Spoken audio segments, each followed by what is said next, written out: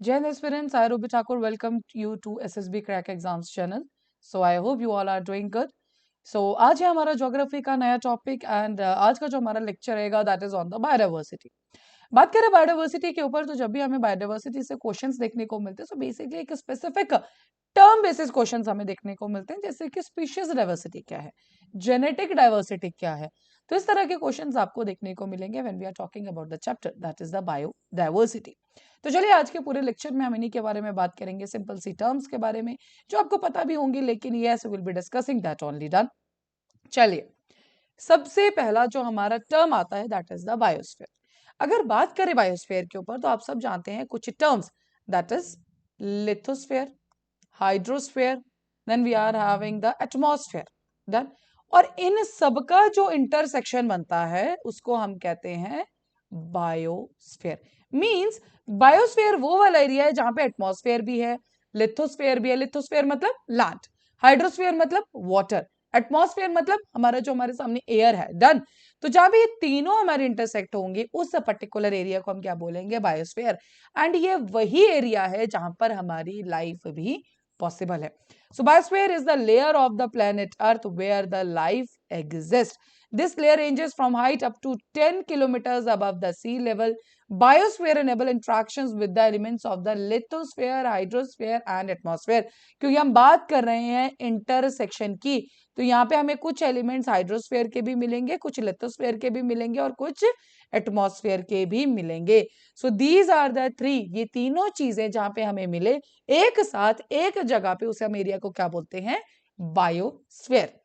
तो देखिए अगर आप नीचे डायग्राम में भी देखेंगे, so see we are having what, atmosphere, then we are having the hydrosphere, यहाँ पे हमारा लिथोस्फेयर एंड ये बीच में क्या बन गया, biosphere. So yes that is related to this particular definition.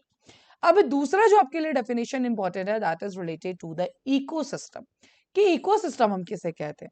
So it is defined as a specific recognizable landscape such as किसका, forest. देखिए ध्यान रखिएगा, अगर हम एक छोटा सा एक्वेरियम ले रहे हैं वो भी एक इकोसिस्टम है, हम किसी लेक की बात कर रहे हैं सो वो भी एक इकोसिस्टम है, हम एक फॉरेस्ट की बात कर रहे हैं वो भी एक तरह का इकोसिस्टम है। सो इकोसिस्टम छोटा बड़ा कुछ भी हो सकता है, डन। वहां पे क्या होना चाहिए, इंट्रैक्शंस होनी चाहिए, किसके बीच में, फिजिकल और केमिकल फैक्टर्स, मतलब बायोलॉजिकल मींस कोई लाइफ एग्जिस्ट करती है।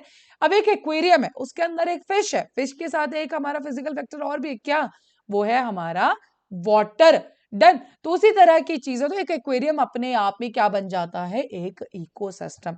सिमिलरली एक बड़े इकोसिस्टम पे चले जाते हैं जो है हमारा फॉरेस्ट, उससे भी बड़ा इकोसिस्टम बायोम, डन। एक लेक जो इन सब में, इससे एक्वेरियम से थोड़ा सा बड़ा है लेकिन फॉरेस्ट से छोटा है, तो लेक अपने आप में एक इकोसिस्टम है जहां पे हमें इंट्रैक्शंस देखने को मिलती हैं, ठीक है।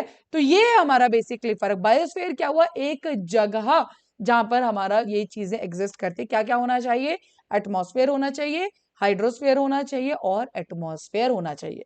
वहीं पे इकोसिस्टम क्या हुआ, जहां पर इंट्रैक्शंस हो रही हैं, ठीक है।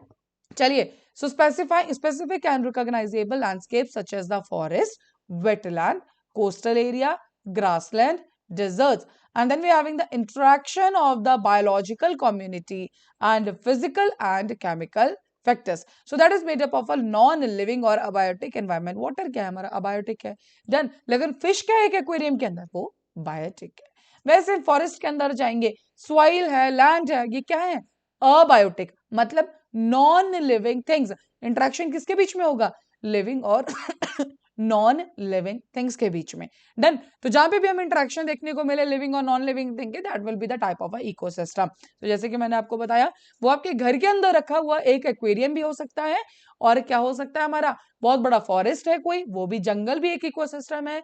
एक हम बात करें बायोम की, जो और भी ज्यादा बड़ा एरिया है, उसको क्या बोलेंगे हम, इकोसिस्टम। क्या होना चाहिए, इंट्रैक्शंस किसके बीच में, biotic abiotic, non living living, biological community और फिजिकल केमिकल फैक्टर्स के बीच में। तो these are the different terms. Simple उसमें देखो तो लिविंग नॉन लिविंग थिंग्स, और हाई एंड पे चले जाओ तो क्या हो गया, बायोलॉजिकल कम्युनिटी, फिजिकल और केमिकल फैक्टर्स के बीच में जब हम इंट्रैक्शन देखने को मिलेगा, हम क्या कहते हैं उसको, हम कहते हैं इकोसिस्टम। चलिए, सो देखिए these are the ecosystems, done. देखो सबसे पहले हम स्टार्ट करते हैं पॉपुलेशन। देखो 3 टर्म्स है, पॉपुलेशन, कम्युनिटी, इकोसिस्टम। मतलब क्या है? अगर मैं आपसे पूछूं आपके देश की पॉपुलेशन क्या है, डन, नॉर्मली हम क्या कंसिडर करते हैं? Human beings. ठीक है, किसी एक स्पीशीज की ही बात कर रहे हैं। ऐसा हुआ है कि जब मैंने आपसे पूछा इंडिया की पॉपुलेशन, तो आपने कैट्स की भी, डॉग्स की भी और एंट्स की, हर किसी का आपने पॉपुलेशन इंक्लूड करी हो? नहीं। बोलने का मतलब क्या है? जब भी पॉपुलेशन आएगी तो उसमें क्या हो जाएगा? वो किसी एक ही स्पीशीज की होगी। पॉपुलेशन ऑफ इंडिया के अंदर हम सिर्फ इंसानों की जनगणना की बात करते हैं। ऐसा नहीं है कि हम किसकी बात करेंगे कि डॉग्स भी उसमें इंक्लूडेड। ऐसा तो नहीं बोला आपने कभी कि पॉपुलेशन ऑफ इंडिया, तो आपने डॉग, कैट, बफलो, ऑक्स सबको प्लस करके बोला हो? नहीं, हम सिर्फ किसकी बात कर रहे हैं? ह्यूमन बीइंग्स की। जब टाइगर सेंसस हो रहा है, किसको काउंट किया जा रहा है? टाइगर को। स्नो लेपर्ड सेंसस हो रहा है, किसको काउंट किया जा रहा है? स्नो लेपर्ड को। बोलने का मतलब क्या है? अगर वर्ड आता है पॉपुलेशन, इसका मतलब क्या हुआ? कोई एक ही स्पीशीज होगी। ठीक है, अगर आप इस पिक्चर में देखो तो एक फिश बनी हुई है। डन। सो सिर्फ पॉपुलेशन मतलब there is the counting of only one species. ठीक है, अब अगला आता है कम्युनिटी। आप लोग जब एक कम्युनिटी में रहते हैं तो आप रह रहे हो, और आगे आस पड़ोसी भी रहते हैं, साथ में डॉग्स भी हैं डोमेस्टिक। ठीक है, कुत्ता भी पाला है, किसी ने बिल्ली भी पाला है। अब क्या हुआ? एक से ज्यादा स्पीशीज आ गई। डन। देखो जैसे इसमें एक फिश है नॉर्मल, एक स्टार फिश है, एक प्लांट भी है हमारे पास। डन। अब यहाँ पे क्या है? मोर देन वन स्पीशीज, तो इसको हम क्या बोलेंगे? कम्युनिटी। ठीक है, तो अब एक ग्रुप बन गया जिसमें हम अलग अलग स्पीशीज देखने को मिल रहा है। पॉपुलेशन में सिर्फ एक ही स्पीशीज हमारे पास थी, एंड कम्युनिटी में क्या होगा? अलग से अलग स्पीशीज। अब आ गया इकोसिस्टम। अब क्या आ जाएगा? पानी, पत्थर, जमीन, सॉइल, ये सब चीजें आ जाएंगी। अब क्या आ जाएगा? इकोसिस्टम का मतलब क्या था? Living things. सिंपल सी बात है ये, लिविंग थिंग्स और नॉन लिविंग थिंग्स। तो पहले फिश क्या है? Living thing. स्टार फिश क्या है? Living thing. प्लांट क्या है? Living thing. ठीक है, लेकिन अगर आप लास्ट वाले में देखोगे इकोसिस्टम में, तो हमारे पास क्या है? पानी भी है, देखो यहाँ पे पत्थर भी है, नीचे थोड़ी सी सॉइल भी है, यहाँ पे लैंड भी है। तो क्या हो रहा है? Interaction between. अब देखो फिश जिंदा कब रहेगी? जब उसको पानी मिलेगा।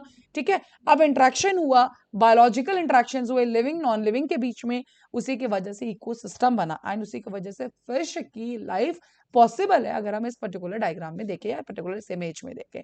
ठीक है, सो ये आपको ध्यान में रखना है। So I hope now you are clear with. तो आते हैं डेफिनेशंस के ऊपर। तो देखो कम्युनिटी क्या हुआ? A group of population of the different species. कैसे?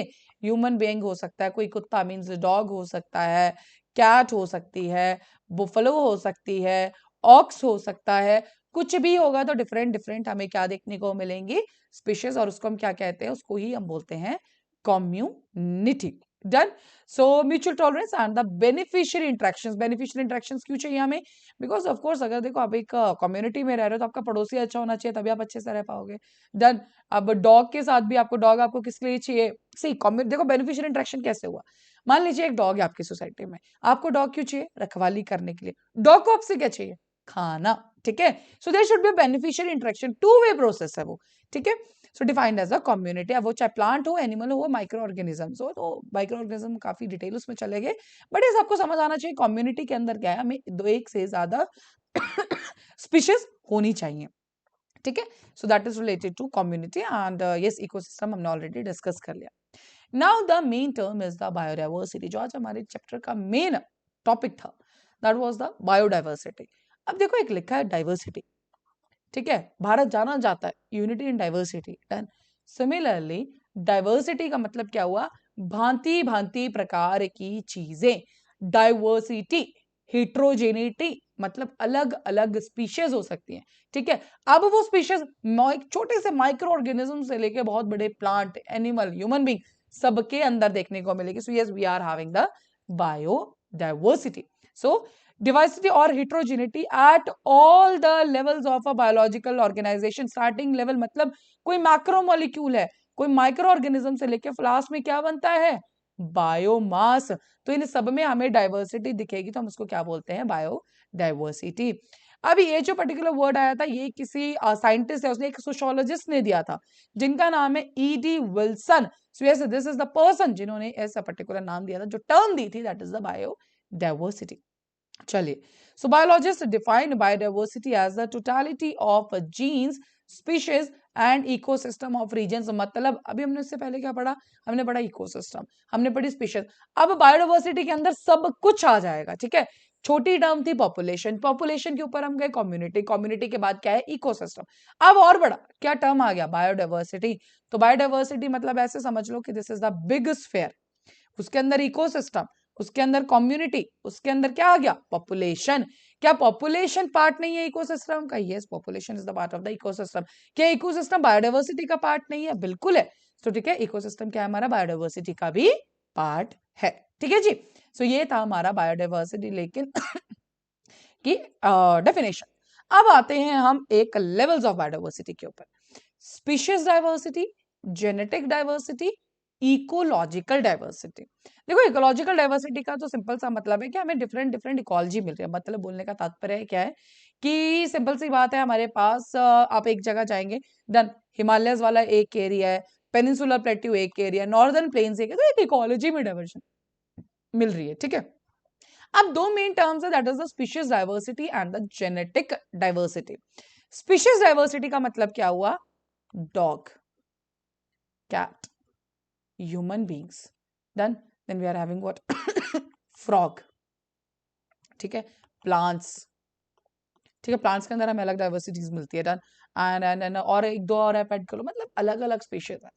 जब हमें अलग अलग स्पीशीज देखने को मिले, अलग अलग स्पीशीज में वेरिएशन मिले, डॉग एक स्पीशीज है, कैट एक स्पीशीज है, आप खुद जो कि ह्यूमन बींग्स है वो अलग एक स्पीशीज है, डन। तो हम उसको क्या बोलेंगे? Species diversity. स्पीशीज क्या हुआ? एक तरह के कोई भी ऑर्गेनिज्म हो, चाहे वो जानवर है, चाहे वो प्लांट है, चाहे वो ह्यूमन बींग है, उस मतलब उस पर्टिकुलर ग्रुप में वो ही आएगा, तो हम क्या बोलेंगे? एक स्पीशीज। डॉग्स की मैं बोल रही हूँ कि एक स्पीशीज लेके आओ जो कि डॉग हो, तो अब सारे के सारे डॉग्स ले आओगे, ठीक है।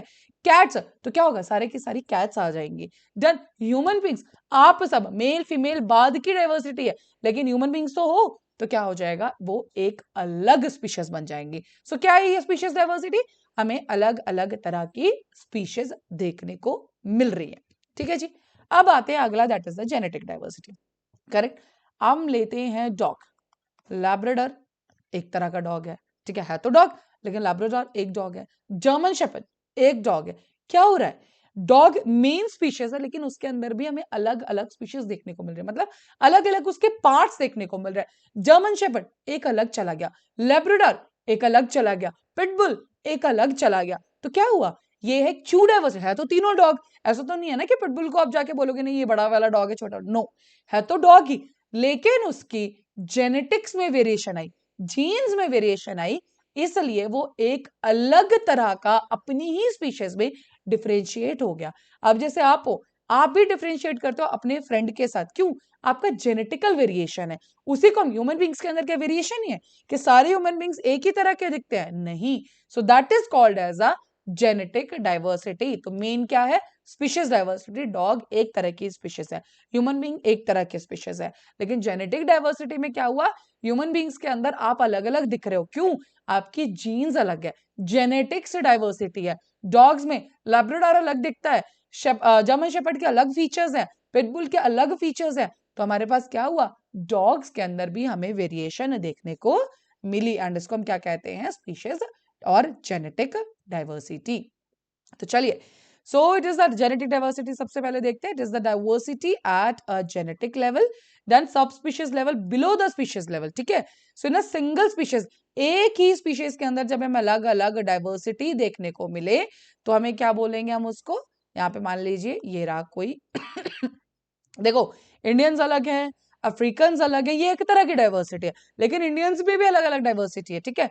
मान लीजिए मैं ह्यूमन बींग्स लेती हूँ, सो कुछ इंडियंस हैं, having the Americans, then we are having the Africans, ठीक है। तो मैं अलग अलग डाइवर्सिटी देखने को मिल रही है। जैसे मेरे डॉग्स में आप देख लो, पिटबुल, जर्मन शेफर्ड, ये अलग अलग देख रहे हैं, आप देख के बता दोगे कि यार ये जर्मन शेफर्ड है या फिर ये पिटबुल है, done. Next, The genetic diversity helps the population to adapt. If a population has more diversity, which means it can adapt better to the changed environmental conditions. बोलने का मतलब क्या है? देखो डाइवर्सिटी कब होगा? जेनेटिक्स जीन्स में जब चेंज होगा, वो कब होगा? अगर जो ऑलरेडी जो स्पीशीज एग्जिस्ट कर रही है, अगर वो एनवायरमेंट को परफेक्टली अडेप्ट कर पा रही है, तभी वो फर्दर चेंजेस कर पाएगी। अगर वो खुद ही नहीं सर्वाइव कर पा रही है तो फ्यूचर में कैसे चेंजेस लाएगी? ठीक है, तो उसका बोलने का मतलब ये है कि अगर हमें किसी स्पीशीज में हाई जेनेटिक डाइवर्सिटी देखने को मिल रही है, मतलब वो जो पर्टिकुलर स्पीशीज है वो परफेक्टली अभी इस टाइम पे स्टेबल है एंड वो जी रही है, ठीक है। और अगर लो डाइवर्सिटी है, इसका मतलब कि वो जो एनवायरमेंट चेंजेस है उसको अडेप्ट नहीं कर पा रही है। डन। साथ ही में the measurement of species diversity is its richness, that is the number of species per unit area. Species richness एक अलग कंसेप्ट आपसे पूछा जा सकता है कि what is species richness. Take A and take B, ये रहा ए, ये रहा बी। इसके अंदर हमारे पास एक एस है, एक बी है, एक सी है, एक डी है, ई है। मान लीजिए अलग अलग स्पीशीज है हमारे पास, ठीक है। बी में एस है, बी है, सी है।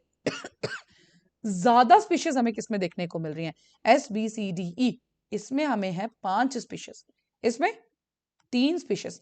बोलने का मतलब है अगर पूछा जाएगा कि स्पीशीज रिचनेस किसमें ज्यादा है, तो दैट विल बी विद ए। ये डिपेंड नहीं करता है कि कितने नंबर में, चाहे वो एक ही हो, बट द पॉइंट है ज्यादा स्पीशीज हमें, वैरायटी स्पीशीज में, अलग अलग स्पीशीज। ऐसा नहीं हो कि डॉग है तो डॉग में पिटबुल ये वो, no.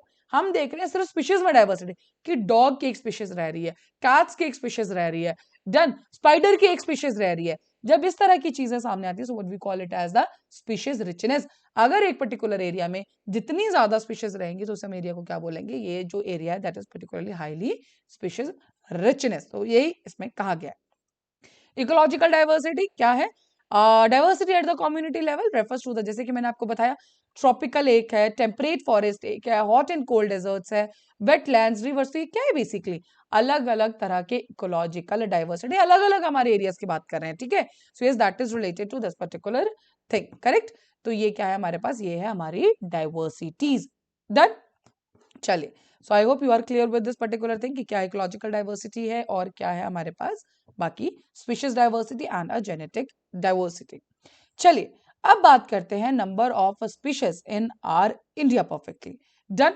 So India is one of the 12 mega diversity countries of the world. अब इंडिया जो देखिए बायोडाइवर्सिटी के अंदर मेगा डाइवर्स कंट्रीज है, जिनके अंदर बहुत सारी डाइवर्सिटी हमें देखने को मिलती है। सो इंडिया का भी उसमें नाम है। एंड इसमें 2.4% में जो है वर्ल्ड लैंड एरिया कौन कवर करता है?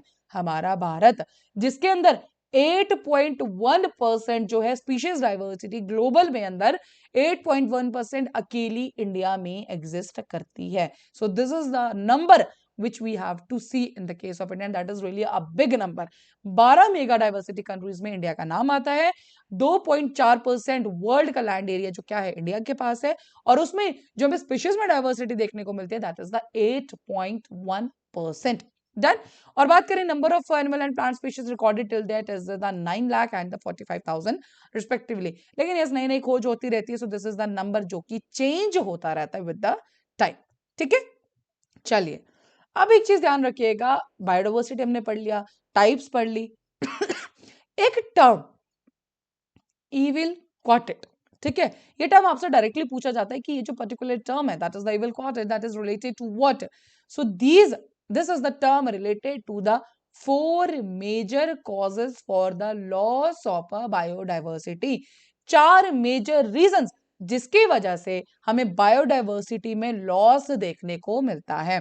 So this is very very very important, directly पूछा जाएगा। So the evil quartet is related to what? A biodiversity's loss. कौन कौन से 4 रीजंस है? Habitat loss and the fragmentation. अगर मान लीजिए एक क्रिएचर ए है, उसको 5 चीजें चाहिए, 1 2 3 4 5, ठीक है, ये इसका हैबिटेट है। हैबिटेट का मतलब क्या है? लाइफ जीने के लिए हमें कुछ पर्टिकुलर बेसिक कंडीशंस जो चाहिए। डन। एक, अब मान लीजिए आपने 4 निकाल दिया, क्या बच गया? 1 2 3 और 5, तो थोड़ा सा उसके लाइफ में प्रॉब्लम आएगा। देन आपने 5 भी निकाल लिया। सो बेसिकली मतलब क्या है कि अगर आप जो हैबिटेट जिसमें एक स्पीशीज रह रही है, अगर आप वो ही खींच लोगे, उसी में लॉस कर दोगे, तो क्या होगा? बायोडाइवर्सिटी तो लॉस जेन्युइनली होगी। Over exploitation, very much clear, किसी भी ओवर यूज हर हमेशा हार्मफुल ही हुआ है। किसी भी चीज में देख लीजिए। So same is the case, अगर आप ओवर एक्सप्लॉइट करोगे तो भी क्या होगा, biodiversity loss. Invasion of alien और एक्सोटिक स्पीशीज बोलने का तात्पर्य क्या है, मान लीजिए एक ये पर्टिकुलरली गार्डन है, उसके अंदर 2 क्रॉप्स चलती थी, एक और 2, बाहर से एक क्रॉप जो कि इन्वेजन उस पर्टिकुलर जगह से नहीं है, लेकिन कैसे ना कैसे वो आगे कोई भी क्रॉप हो सकती है, लेकिन उसने क्या किया, 2 को हार्म करना शुरू कर दिया, तो क्या होगा, पूरी की पूरी बायोडाइवर्सिटी हार्म हो जाएगी, क्योंकि एक टाइम के बाद जो 2 है वो तो खत्म होगी, लेकिन वो जरूर अफेक्ट करेगी एक को भी। So yes, invasion of alien और एक्सोटिक स्पीशीज जो उस एरिया से बिलोंग नहीं करती है, बाहर से कहीं से कोई स्पीशीज आ जाएगी तो क्या होगा, वो भी उसको हार्मफुल करती है। Done.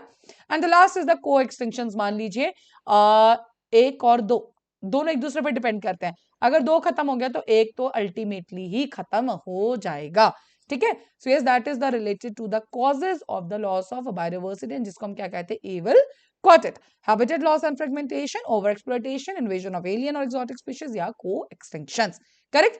So that is related to this particular thing.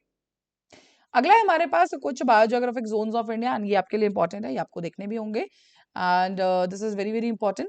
So this is the last thing which will be discussing in the biodiversity chapter, because yes this is actually important. क्यों, आपको पता होना चाहिए कि 12 कौन से रीजन्स में इंडिया को बायोजियोग्राफिक जोन्स में डिवाइड किया गया. देखिए, सबसे पहला है ट्रांस हिमालयस. सो आपने हिमालयस पढ़े तो फॉर श्योर आपको पता है लद्दाख, ज़ांस्कर रेंज. डन. सो भाई देखो, लद्दाख पर्टिकुलरली जम्मू एंड कश्मीर में ये वाला एरिया, एंड हिमाचल प्रदेश का सिर्फ लाहौल एंड स्पीति एरिया जो है वो किसमें आएगा, ट्रांस हिमालय रीजन में. Done. Vegetation alpine and all ये आप सबको पता होगा, मेन आपको रीजन जानना जरूरी है. Then we have the West Himalayas, जिसमें लद्दाख नहीं आएगा. लद्दाख क्यों नहीं आएगा, क्योंकि वो ट्रांस हिमालय का पार्ट है. लाहौल स्पीति हिमाचल प्रदेश में नहीं आएगा, क्यों, क्योंकि वो भी ट्रांस हिमालय का पार्ट है. सो जम्मू एंड कश्मीर पूरा एक्सेप्ट लद्दाख, हिमाचल प्रदेश पूरा except Lahaul and Spiti, Garhwal and Kumaon Uttar Pradesh. Now we all know कि ठीक है, उत्तराखंड वाला पार्ट भी है इसमें. चलिए, ईस्ट हिमालय कौन से पार्ट आएगा, सिक्किम. वेस्ट बंगाल में सिर्फ दार्जिलिंग वाला एरिया किसमें आता है, ईस्ट हिमालय में. Then we are having the Arunachal Pradesh. North east India में Assam, Manipur, Meghalaya, Mizoram, Nagaland and Tripura. Then we are having the Indian desert, कौन सा है, western and north western region of Rajasthan and Gujarat का कच्छ वाला region, that is also a desert area.